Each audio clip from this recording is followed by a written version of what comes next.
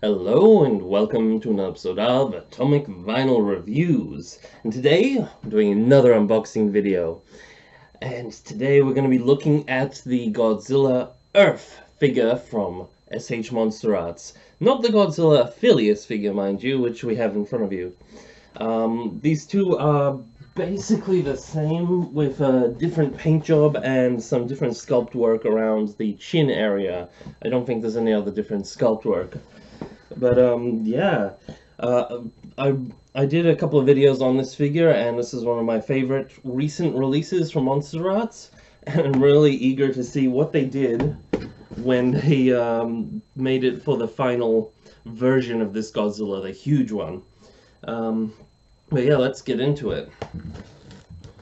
So when I say huge, I don't mean that the figure itself is going to be huge, more along the lines of the figure's going to be the same size as that one, but it's just going to be, like I said, a repaint with some slight sculpt differences. This feels quite hefty too, which is interesting. Let's get it open.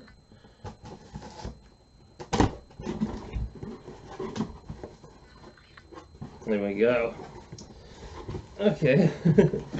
So it's nicely packed here with some scrunched up paper and its original shipping box, which is always great to see.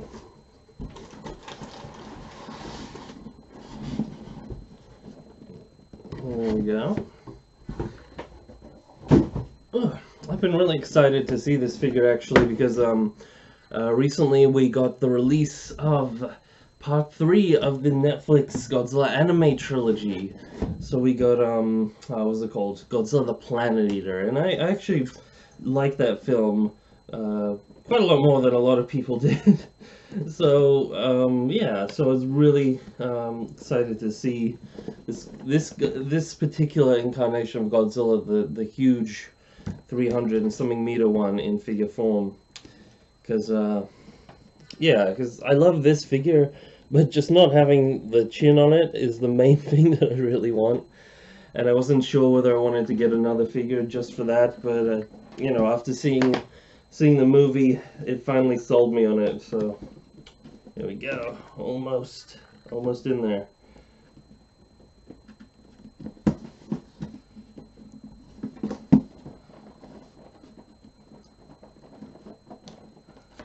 And also, just in general, the design from this film has generally grown on me.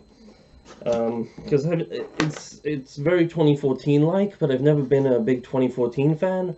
The new design that they have going for the King of the Monsters film, though, I'm starting to like a lot more. But just the stock 2014 one, I wasn't a big fan of.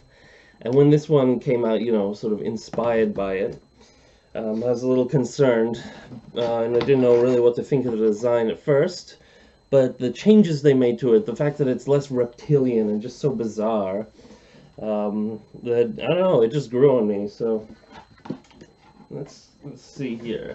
We finally got in. Got this nice smoky orangey color. The spines here, it actually reminds me of some of the promo art from 2014, just this face here. No, well, this face of the box, not face of Godzilla, because these are spines. Let's get it out.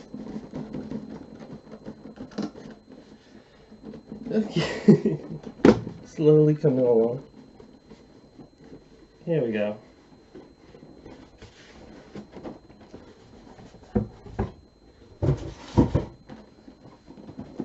There we go.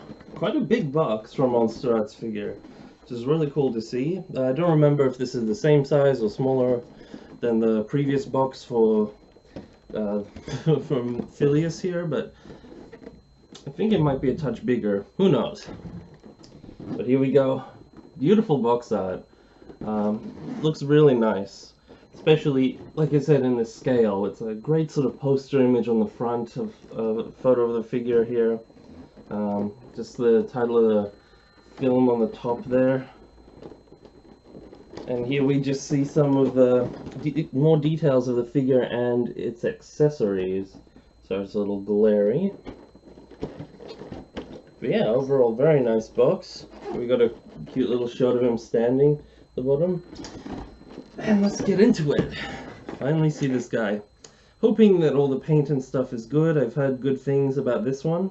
Apparently he's done in a more shiny sort of metallic paint job like some of the Bandai figures, as opposed to this sort of foresty green that we got going on here. Okay. Carefully does it, because I like to have nice, neatly open boxes.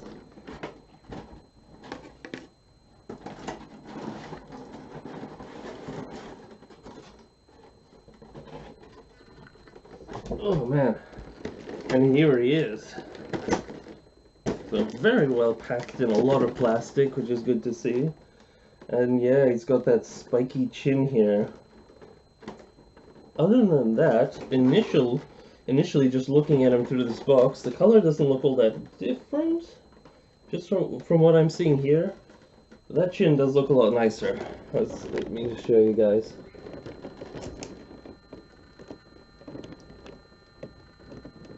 It's a little hard to see for you guys, but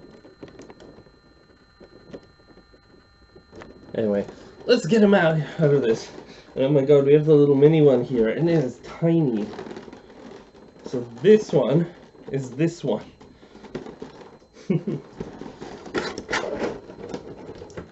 It's insane. This one's actually taped up. I'll just move my coffee.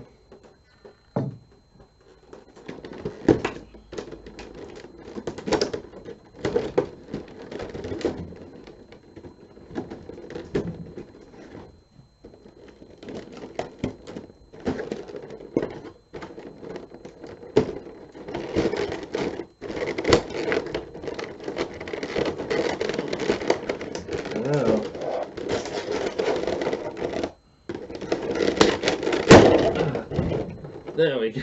We broke the seal. It smells like a fresh MonsterArts. That's always good. It's a good day whenever that smells around. Just got the little arm here, little spaceship, nicely detailed actually, and the little Phileas. Oh my god, very cool. Well, you see how detailed he is? Just the little tiny Godzilla Phileas, and they're in scale together, which is just crazy because this is the size of a normal Showa Godzilla in scale with this thing. So it just goes to show you how huge Godzilla Earth is in this universe. Take out all of these. Laying in a nice soft bed of plastic, and here he is. Ooh, he is a little silvery. His spines particularly. And there is some nice greenish aqua sort of metallic paint on the tail and around the body, which just get him into a more neutral pose, and I'll show you him. So there you see him nice and close up. The shine on him is actually a lot more subtle than what I expected and saw in other people's videos, and it's actually coming up a little bit stronger for you guys than it is for me, just because I've got him a little bit backlit where I'm sitting. However, you guys have the window shining light on him, so it's really bringing out some of those nice colors. Or at least on the spines. On the body, in person, it looks a little bit more pretty, I'd say. He's got that nice spiky chin, so it's really great to see that. Other than that, he looks like he's a very dark color. Very cool. Again, I really like these spine designs and just the look of them, and the way they engineered this figure is great. Lots of articulation. The jaw opens up about as wide as the first one did, so they literally just added the little spikes, and that's about it. I heard that some of the arm flaps are a little bit better on this version. These little floaty bits above the arms, I didn't really have a problem with them on this figure, but a lot of other people seem to complain about those, that they flopped around and slipped back behind the arm cavity a little bit. Um, I guess they seem a little bit better on this one. They're not really floating around as much, but then again, this figure is still kind of stiff. Well, yeah, not super stiff or anything, but comparatively to this one, which has been moved around quite a bit since I first opened the box. There we go, we got them together here. And yeah, you can see this one's more of a bluey sort of shiny color, and especially coming out on camera for you guys is the big difference in color. And here we've got our third little one, which is this one down to scale next to this one, and it's just crazy. Barely comes up past his ankle. Anyway, overall, there's no flaws on this guy. The paint job seems really subtle and simple, but pretty effective, very reminiscent of the film, although in some scenes, again, he was very orangey, but in some of the night scenes, he was kind of like this, except, you know, glowing with little bits of lightning and stuff going on. And unfortunately, no, he didn't do all that much in the actual movies. This is going into a bit of my movie sort of reviews, where in Godzilla, the first one of the anime trilogy, Godzilla Planet of the Monsters, at the end of that one, when Earth comes up, that was probably his best scene in the entire trilogy, because aside from that, he doesn't really do much. He does a lot of sleeping and just plodding around and standing still and shooting lasers every once in a while.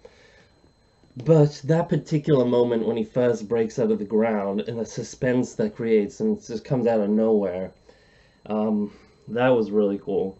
And that really gave a great impact, and why I think this is a really cool Godzilla, just from that moment. The rest of it, I think they could have done a little bit better, but with what they did with the story, just on a bare bones the story, not even as a Godzilla story, I thought it was pretty cool. So this is just a little bit of a summary of what I've been feeling about the series and this particular Godzilla. And as for the figure, I think it's really cool, really beautiful. I'm still, like I said, like you saw, I just unboxed it, so I'm not really fully acquainted with this figure enough to know whether it was worth picking up just for the additional figure of Earth with the sort of spikes, but I'm leaning towards a yes, actually, because this thing looks really cool, and I love both of them for different reasons. They both have their own sort of cool, unique looks. Like, Phileas has these really beautifully sort of, they look almost like sort of a green obsidian type looking texture on them, where they're sort of glossy and really smooth and spiky, these spines. But this one here, we have this sort of more matte metallic look, which is a really nice finish as well. And just overall, the sort of colorful metallic highlights which you see throughout this figure are really nice. And the whole, from a distance, they gleam differently. The light reflects differently off of them. So yeah, I'm loving both these figures, and I love the spiky chin that we got on Godzilla Earth finally. So yeah, that's my unboxing for this guy. I hope you guys enjoyed it. Don't forget to like, subscribe, comment, and all that jazz. Let me know what you'd like me to review next, or what you're excited about, whether you have this figure, whether it's worth getting if you already have this one, in your opinion. I think so, at least for me, because I'm really liking this thing. And it's always a great day when you have a new MonsterArts on the shelf. And without further ado, may all your vinyl be a radiated vinyl. Over and out.